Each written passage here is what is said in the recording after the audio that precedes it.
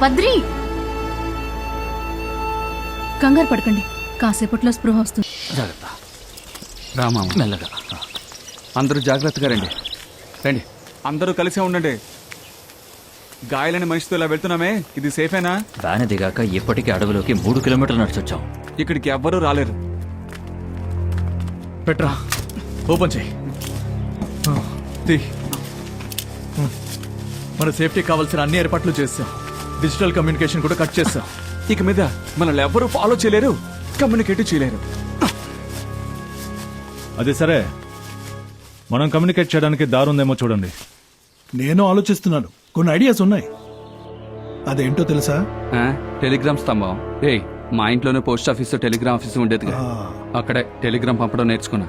కానీ ఇప్పుడు ఏది ఉపయోగంలో లేదు. వాటిని మనం ఉపయోగించుకోబోతున్నాం.